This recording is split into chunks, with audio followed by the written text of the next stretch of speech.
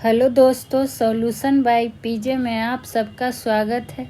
एक बार फिर से लेके आ गए हैं आप लोगों के लिए टॉप जीके जीएस का प्रश्न। और चलिए जानते हैं इसका सॉल्यूशन, वो भी विस्तार में। बढ़ेंगे आज के पहले प्रश्न की ओर।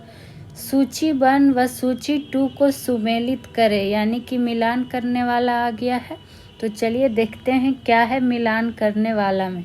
लैक्टोमीटर, तो लैक्टोमीटर से क्या हो जाएगा? लैक्टोमीटर हो जाएगा दूध की शुद्धता, तो ए का हो जाएगा 4 नंबर। वहीं बात करें ए मीटर, तो ए मीटर हो जाएगा विद्युत धारा से संबंधित। हाइग्रोमीटर की अगर बात करेंगे तो सापेक्ष आर्द्रता से संबंधित। और वोल्ट मीटर जो हो जाएगा विद्युत विभव से संबंधित। और ये जो चारों दिए हुए हैं मीटर, ये चारों एग्जाम में काफ़ी बार रिपीटेड क्वेश्चन में से एक है। तो ऐसे प्रश्नों को नोट डाउन करते हुए आगे बढ़ना। उसी तरह कुछ और उपकरण का जान लेते हैं कि उसका उपयोग किस चीज़ में होता है, जो एग्जाम में पूछा है और आगे भी पूछ सकता है। जैसे अल्टीमीटर, अल्टीमीटर। तो अल्टीमीटर उपकरण का जो उपयोग है वो किस में होता है? तो उड़ते हुए विमान की ऊंचाई में, उड़ते हुए विमान की ऊंचाई में इसका उपयोग होता है। वहीं आगे अगर बात करेंगे तो और क्या पूछा जाता है? एनीमोमीटर,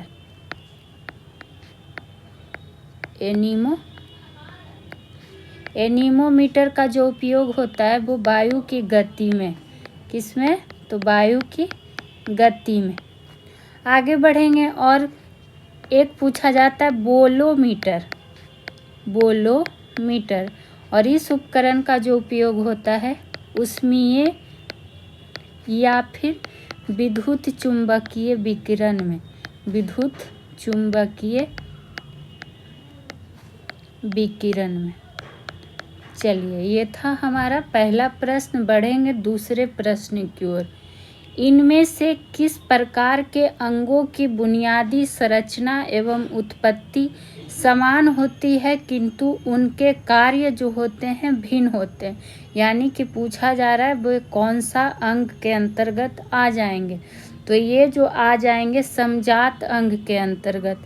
तो ऑप्शन नंबर बी हो जाएगा इस प्रश्न का राइट आंसर। और इसमें बस ये आपको ध्यान रखना है कि बुनियादी संरचना है और जो उत्पत्ति है इसमें समान होगी, लेकिन कार्य भिन्न होते हैं। एक होता है समजात अंग, एक हो जाता है समरूप अंग या फिर सदृश अंग भी कह देते हैं। और एक जो हो जाता है कौन सा? अवशेषी अंग, अवशेषी अंग। और ये तीनों का पूछा जाता है। तो बात करेंगे समजात अंग का, तो हम लोग जान ही गए। समजात अंग में ही अगर बात करें तो ये क्या है? एक ही पूर्वजों से प्राप्त होता है। मतलब कि कह सकते हैं एग्जाम्पल के रूप में क्या? मनुष्य की भुजा हो गया, कुत्ते का पैर हो गया, कुत्ते का पैर हो गया। ये सब क्या है? समजातीय संरचना है, लेकिन इसका क्या है? अलग अलग मतलब लक्षण साझा करता है, अलग अलग उद्देश्य होता है। लेकिन अगर वही समरूप या सदृश अंग की बात करेंगे तो इसमें क्या होगा कि जो शारीरिक रूप से भिन्न होगा, शारीरिक रूप से क्या होगा? भिन्न होगा, लेकिन कार्यात्मक समान होगा, लेकिन कार्यात्मक रूप से क्या होगा? समान होगा। तो दोनों का आपको क्या करना है? डिफिनीशन ध्यान में रख लेना है। अवशेषी अंग की अगर बात कर ले, जो किसी जीव में कार्यहीन दिखाई देते हैं, जैसे कि क्या कह सकते हैं? मनुष्य में पूंछ की हड्डी, पूंछ की हड्डी कह सकते हैं, अक्ल, दांत, ये सब अवशेषी अंग के ही अंतर्गत आ जाते हैं। और एक क्या होता है? अपेंडिक्स, सुने होंगे अपेंडिक्स। तो ये सब अवशेषी अंग के ही अंतर्गत आते हैं। बढ़ जाएंगे साइंस के तीसरे प्रश्न की ओर। और सारे विषय के प्रश्न इसमें शामिल किए गए हैं जीके जीएस के सेशन में। निम्नलिखित में से कौन सा एक जीवाणु जनित रोग है? फिर से आ गया है जीवाणु जनित रोग, और हम आपको बहुत बार बता भी चुके हैं कि जीवाणु से होने वाले रोग कौन कौन से हैं। इसका एक ट्रिक भी हम आपको बता चुके हैं कि पंडित का टाई न्यू है, पिछले सेशन में ही जो हुआ है उसमें बता चुके हैं। यहाँ जो देखना है कौन सा जीवाणु जनित रोग है, HIV, खसरा, छोटी चेचक, ये तीनों जो है ये विषाणु जनित रोग है, विषाणु जनित रोग है। हमसे जीवाणु जनित पूछा गया था तो ऑप्शन नंबर डी हो जाएगा, चूँकि इसमें से कोई नहीं। ठीक, वहीं बात करें कि जैसे जीवाणु जनित रोग और उसका एक कारक हमेशा पूछा जाता है, तो अगर जीवाणु जनित रोग की बात कर ले, जीवाणु जनित रोग आप लोग भी नोट डाउन जरूर करेंगे, चूँकि आप ही लोग के लिए लिखा जाता है। तो जीवाणु जनित रोग में अगर बात कर लेते हैं पहला, तो टिटेनस, जो काफ़ी बार पूछा गया, और इसका कारक पूछ लिया जाता है कि उस जीवाणु का कारक क्या है, तो जो कारक हो जाएगा क्लोस्ट्रीडियम टिटेनी। आप इसका लास्ट वर्ड से पकड़ सकते हैं, टिटेनस, टिटेनी लगा हुआ है, और थोड़ा सा आगे भी ध्यान रखिएगा तो अच्छा होगा।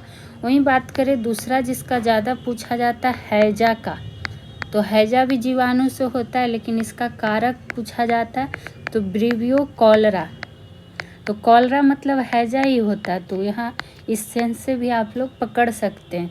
तीसरा अगर बात करें तो और क्या पूछा जाता है, प्लेग, प्लेग का क्या होता है, पास्चुरेला, पास्चुरेला पेस्टिस।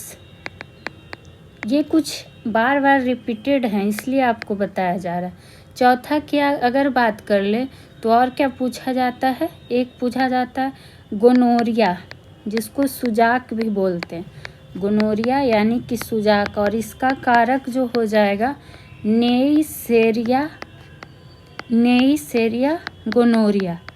तो ये तो लास्ट वर्ड से भी इसका आंसर आप लोग पकड़ सकते हैं। चलिए बढ़ जाएंगे अगले प्रश्न की ओर, देखेंगे हमारा अगला प्रश्न क्या है। आ गया, देखिए अब आपका पॉलिटी से संबंधित प्रश्न आ गया। तो पॉलिटी में देखते हैं क्या है, भारत के कंट्रोलर और ऑडिटर जनरल यानी कि CAG की रिपोर्ट का परीक्षण निम्नलिखित में से कौन सी संसदीय समिति के द्वारा किया जाता है, तो ये किया जाता है किसके द्वारा, पब्लिक अकाउंट्स कमेटी के द्वारा। ठीक, तो ये आंसर आपको ध्यान में रखना है। वहीं अगर बात कर ले क्या आ गया है, कंट्रोलर और ऑडिटर जनरल, यानी कि हिंदी में क्या कह सकते हैं, भारत का नियंत्रक एवं महालेखक परीक्षक। तो इसका जो अनुच्छेद हो जाएगा 148 से लेके 151 के बीच भारत के नियंत्रक एवं महालेखा परीक्षक से संबंधित है। ठीक, और ये जो होते हैं ये क्या होते हैं, तो ये होते हैं भारतीय धन के मार्गदर्शक, मार्गदर्शक कहिए या फिर संरक्षण भी कह सकते हैं कि मार्गदर्शक और क्या होते हैं, संरक्षण होते हैं। ठीक, वहीं बात करें, देखिए CAG है ना, CAG जिसको हम लोग क्या कैग पढ़ते हैं, और हिंदी इसका जो दिया हुआ है इसका full form controller and auditor general, ये हो गया इसका फुल फॉर्म। हिंदी में जो अभी हम बोल रहे थे नियंत्रक एवं महालेखक परीक्षा। अगर ये पूछ दे कि कैग अपना रिपोर्ट किसको सौंपते हैं, तो ये राष्ट्रपति को सौंपते हैं, किसको, तो राष्ट्रपति को। लेकिन अगर यही पूछ दे कि राज्यों में किसको सौंपते हैं रिपोर्ट, तो जब राज्यों में कहेगा तो राज्यपाल को। तो ये 2 पॉइंट आपको क्लियर रखना है। वहीं बात करें कैग के रिपोर्ट पर लोक लेखा समिति है जो क्या करती है, विचार करती है। अब आ जाएंगे आज के 5वें नंबर प्रश्न पर, और अगर अभी तक आपने हमारे चैनल को सब्सक्राइब नहीं किया है तो सब्सक्राइब कर लीजिएगा, बेल आइकन पे भी क्लिक कर लें, और प्लीज़ लाइक शेयर वीडियो को ज़रूर किया करें। संविधान का कौन सा अनुच्छेद मुख्यमंत्री के दायित्वों को परिभाषित करता है, ये मोस्ट इम्पॉर्टेंट प्रश्नों में से एक है। तो ये जो करता है अनुच्छेद 167, ऑप्शन नंबर डी। ठीक, वहीं बात करें इसमें, अगर बात कर ले जो इम्पोर्टेंट है, जैसे कि जो अनुच्छेद 162 दिया हुआ है, तो इसके अंतर्गत जो है राज्य कार्यपालिका, इस तरह से अगर चाहें तो नोट डाउन कर सकते हैं कि राज्य कार्यपालिका का विस्तार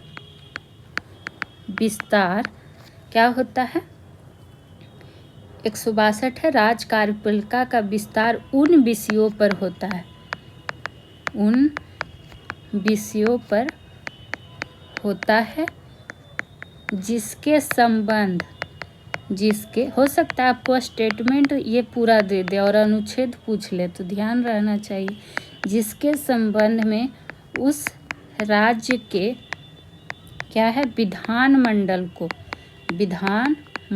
को विधि बनाने की शक्ति है, विधि बनाने की शक्ति है। ये पॉइंट आपको इसमें नोट डाउन कर लेना है, अनुच्छेद 162 से संबंधित। और अनुच्छेद 164 भी अगर ध्यान रखना चाहते हैं तो रख सकते हैं कि इसमें क्या है, तो इसके अंतर्गत मुख्यमंत्री की जो नियुक्ति है ये राज्यपाल द्वारा की जाती है, तो ये अनुच्छेद भी इम्पोर्टेंट है। और आप ही लोग के लिए सब पॉइंट नोट डाउन करवाया जा रहा है ताकि आप अपना नोट्स खुद तैयार कर सके, आपको रिवीजन में आसानी होगी। आ जाएंगे 6ठे नंबर प्रश्न की ओर। उच्च न्यायालय के न्यायाधीशों के वेतन और भत्ते दिए जाते हैं, यानी कि इनमें से जो उच्च न्यायालय और न्यायाधीश के वेतन हैं वो किससे दिए जाते हैं, तो ये दिए जाते हैं राज्य की समेकित निधि से। तो ऑप्शन नंबर बी हो जाएगा इसका राइट आंसर।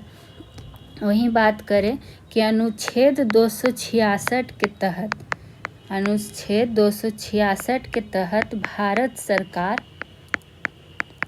सरकार और कौन, राज्यों की सरकार के लिए क्या है, संचित निधि की व्यवस्था करता है। तो ये भी आपको क्या करना है, ध्यान में रख लेना है। ठीक, वहीं बात करें कि और इसमें कोई पॉइंट जो आप नोट डाउन कर सकते हैं कि अगर राष्ट्रपति का वेतन हो गया, या फिर जो इसका वेतन भत्ता है या फिर जो भी कहिए, ये किससे होगा, तो संचित निधि से होगा। किससे प्राप्त होगा, तो संचित निधि से, और ये भी पूछा जाता है। बढ़ जाएंगे अगले प्रश्न की ओर, जो कि होगा हमारा 7वां नंबर प्रश्न। देखेंगे 7वां नंबर प्रश्न क्या है। बिहार आर्थिक सर्वेक्षण 2023-24 के अनुसार किस जिले में सबसे अधिक सकल सिंचित क्षेत्र है। ये हमसे पूछा गया है 2023-24 के अनुसार, और ये बिहार आर्थिक सर्वेक्षण से आपको 1 से 2 प्रश्न मिल सकते हैं एग्जाम में। तो ये हो जाएगा रोहतास जिला, ऑप्शन नंबर डी। तो ऑप्शन, और चावल की उत्पादकता में भी ये पॉइंट भी इसमें नोट कर सकते हैं कि चावल की सर्वाधिक उत्पादकता वाला भी जिला है कौन, रोहतास। सबसे पढ़ा लिखा साक्षर जिला भी कौन है, वो भी है रोहतास। रोहतास से एक पॉइंट और नोट डाउन कर सकते हैं कि बिहार का चाव का कटोरा कहा जाता है।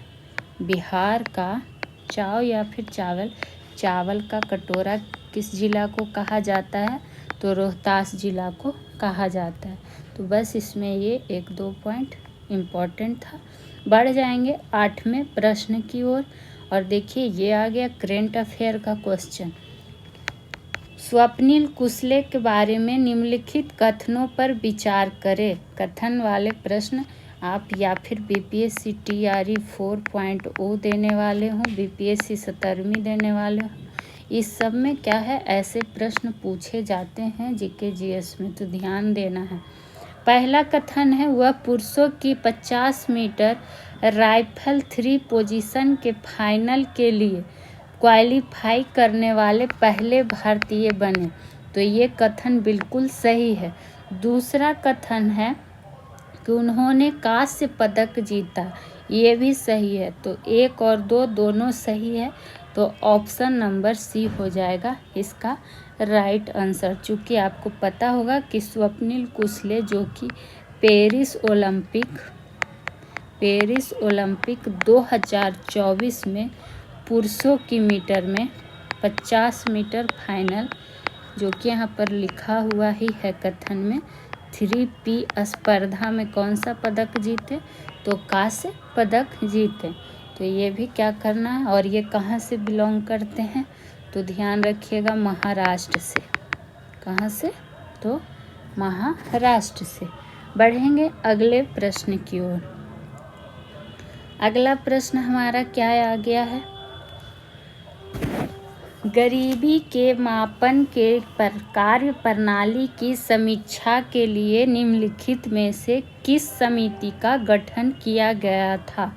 ये गरीबी के मापन की कार्य प्रणाली के लिए पूछा गया, तो सी रंगराजन समिति का गठन किया गया था।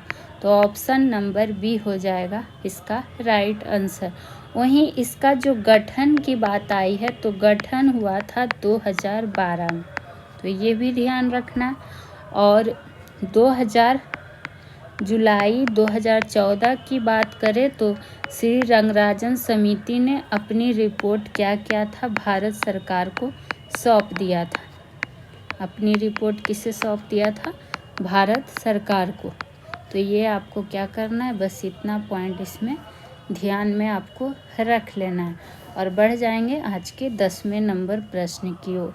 और यकीन मानिए आपके लिए बिल्कुल स्टैंडर्ड क्वेश्चन लाया जाता है एग्ज़ाम के जैसा ही। तो आप लोग ज़रूर इस चैनल से जुड़े, और वीडियो अच्छा लगे तो लाइक शेयर करना ना भूलें। 10 नंबर की बात करें तो राष्ट्रीय परिवार स्वास्थ्य सर्वेक्षण 5 के अनुसार बिहार में क्रमशः कितने प्रतिशत महिलाएं एवं बच्चे कुपोषित हैं। तो देखिए, जब बिहार है तो यानी बिहार स्पेशल हो गया। आपको बिहार का कोई भी एग्ज़ाम दीजिएगा तो ये सब प्रश्न काम देगा। तो ये हो जाएगा 63% और 69%। तो कहाँ है, ऑप्शन नंबर सी में है।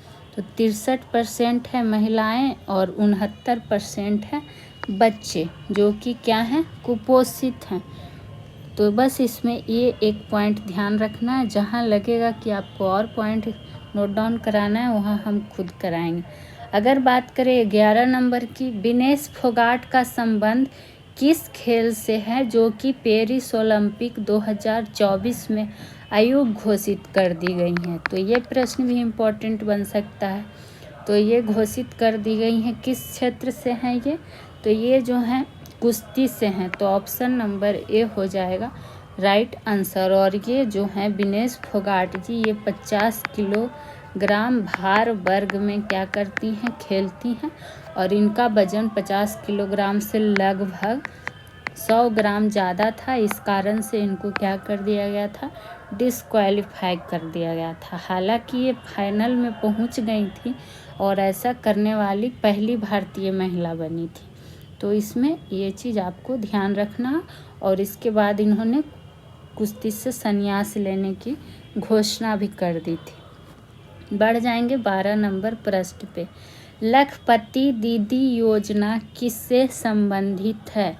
तो लखपति दीदी योजना की जो बात आई है, तो ये संबंधित है कौशल विकास से। तो ऑप्शन नंबर ए हो जाएगा इसका राइट आंसर। और ये जो योजना की घोषणा हुई थी, ये 15 अगस्त 2023। और ये एक ऐसा योजना है जो कि काफ़ी चर्चित रहा है हमेशा। तो इसको आपको ध्यान में रख लेना है। बढ़ेंगे अगले प्रश्न की ओर।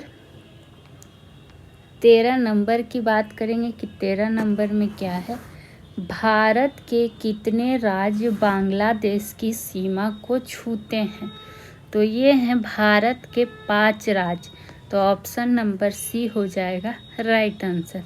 अब वो 5 राज्य कौन से हैं, तो वो हो जाएंगे पश्चिम बंगाल, त्रिपुरा,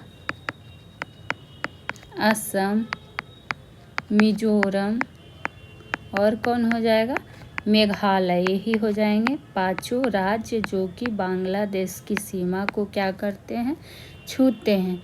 वहीं बात करें यहाँ पे त्रिपुरा से, एक पॉइंट ध्यान रख सकते हैं कि बांग्लादेश के तीनों ओर से घिरा हुआ राज्य, तीनों ओर से घिरा राज्य कौन सा है, तो त्रिपुरा है। कहाँ से, तो बांग्लादेश से।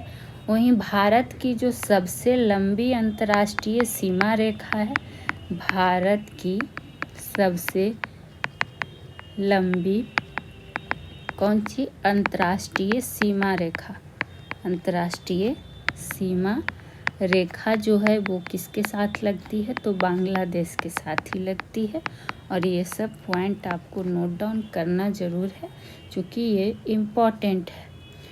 चलिए बढ़ जाएंगे अब अगले प्रश्न की ओर, देखेंगे हमारा अगला प्रश्न क्या है, जो कि होगा 14 नंबर प्रश्न।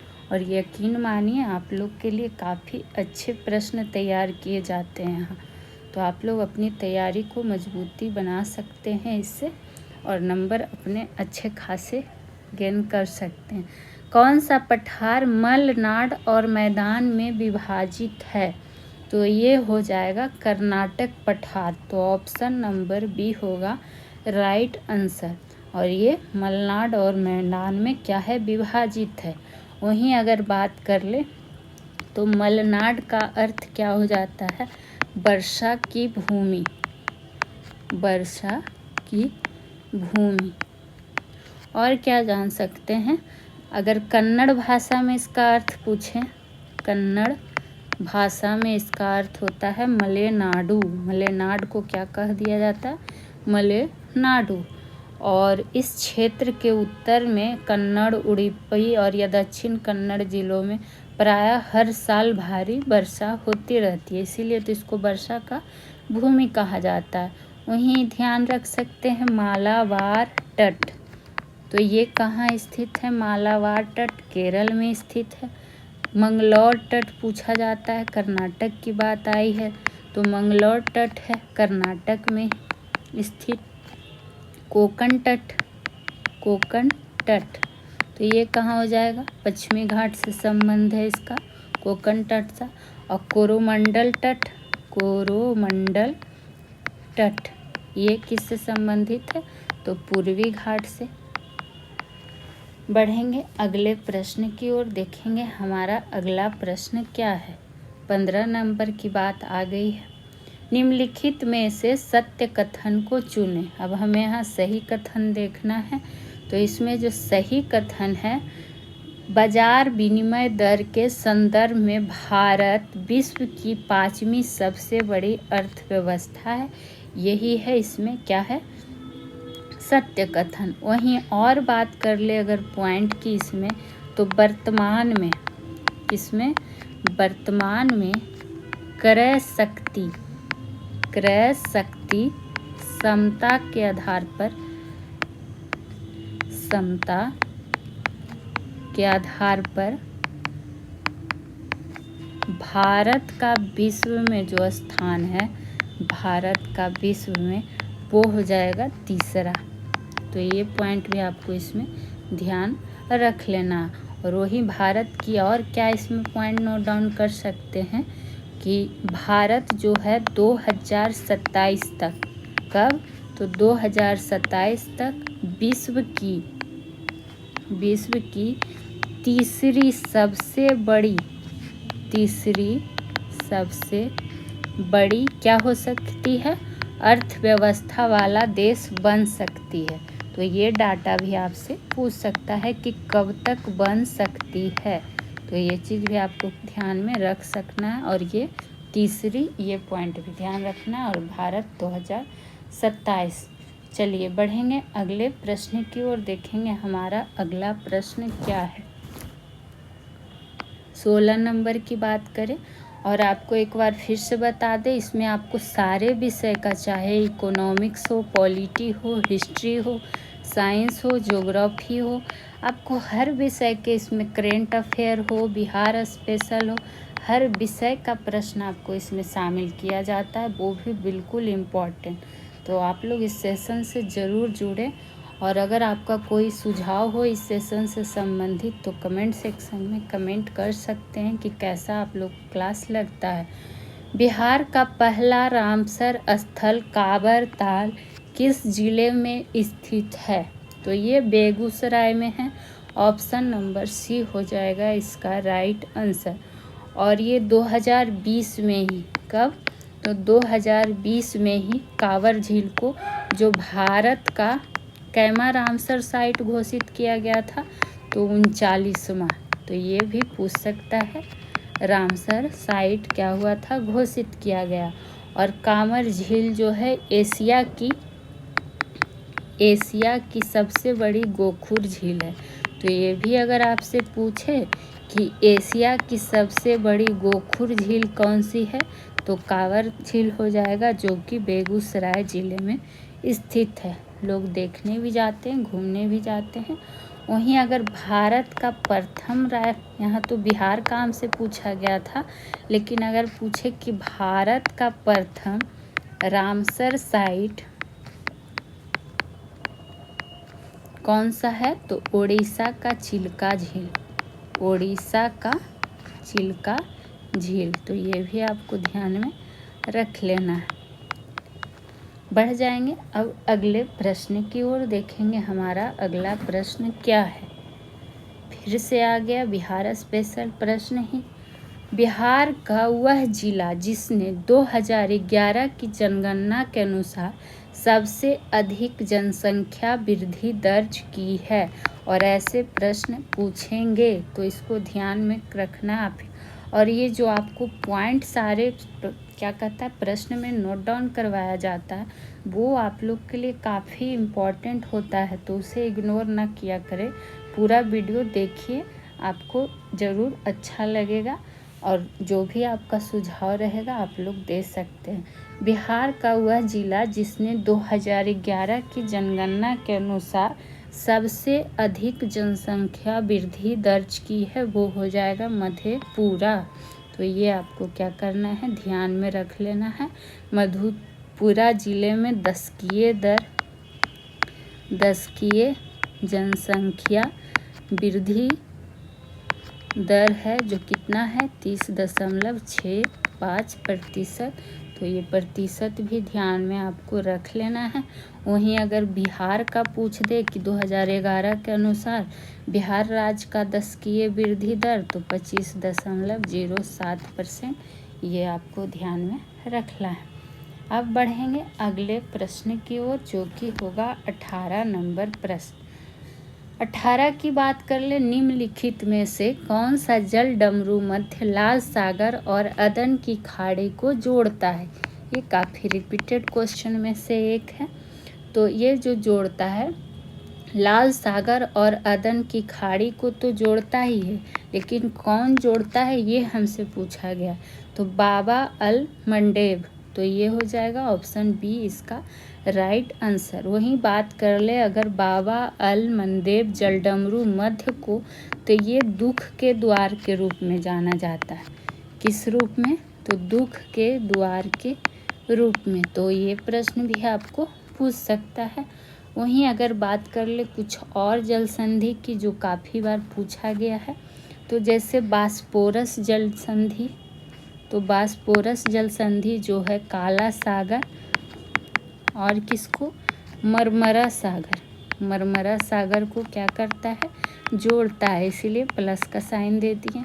वहीं होरमुज का जो जल डमरू मध्य है, ये किसको जोड़ता है? तो ये जोड़ता है फारस की खाड़ी, फारस की खाड़ी और किसको, ओमान की खाड़ी को, ओमान की खाड़ी को। तो ये आप लोग नोट डाउन कर लेंगे, इम्पॉर्टेंट प्रश्न में से एक है। बढ़ जाएंगे अब अगले प्रश्न की ओर, लेकिन जाने से पहले 3 प्रश्न जिसका आंसर आपको देना है, तो आप लोग सारे लोग आंसर दिया करें।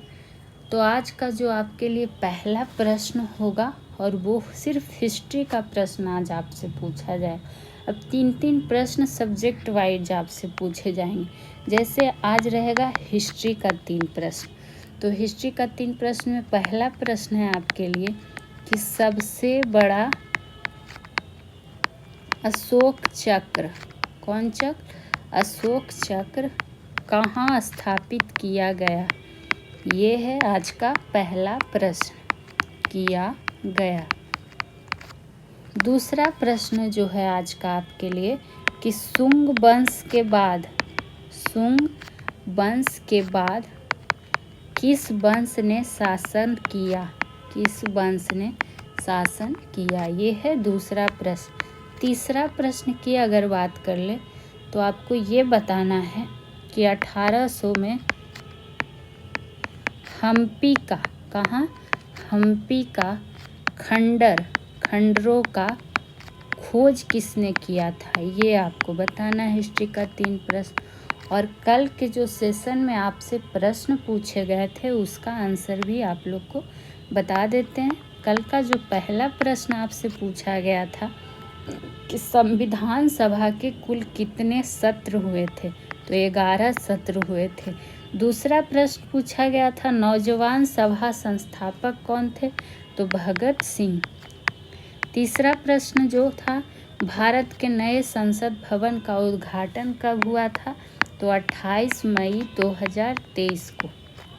तो ये तो हो गया प्रश्न आंसर डेली की तरह। बढ़ जाएंगे अब आज के अगले प्रश्न की ओर, जो कि होगा हमारा 19 नंबर प्रश्न। 19 नंबर में क्या है? जालियांवाला बाग, जो कि काफ़ी फेमस क्वेश्चन में से एक है। और ऐसे प्रश्नों में आपको क्या करना है? गलती तो बिल्कुल भी नहीं करना है। तो जालियांवाला बाग जो हुआ था ये घटना कब हुआ था? 13 अप्रैल 1919 को। ठीक, ये डेट इम्पॉर्टेंट है। वही बात करें इसके लिए जिम्मेवार कौन था, तो उसका नाम भी पूछा जाता है। जनरल ओ डायर जो था इसके लिए जिम्मेदार था।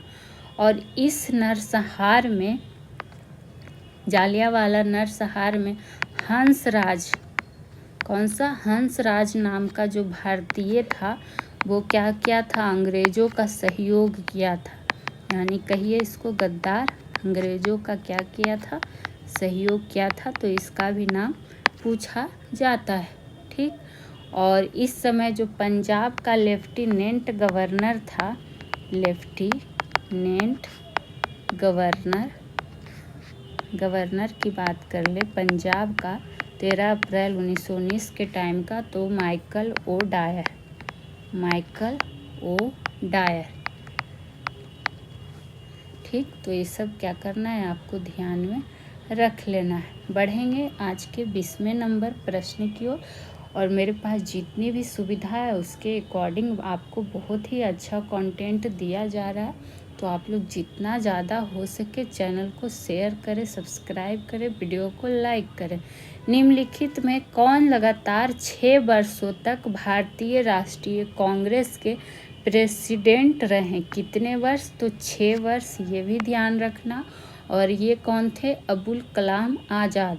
तो ऑप्शन नंबर बी हो जाएगा राइट आंसर। वहीं बात करें तो इन्होंने कांग्रेस अधिवेशन अध्यक्षता की थी, कौन सा? तो 1940 का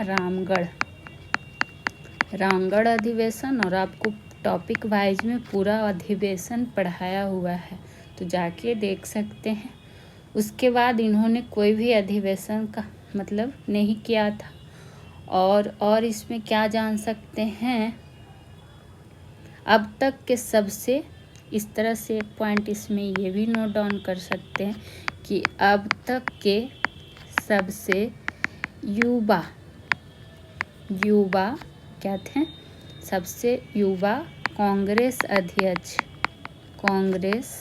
अध्यक्ष बनने का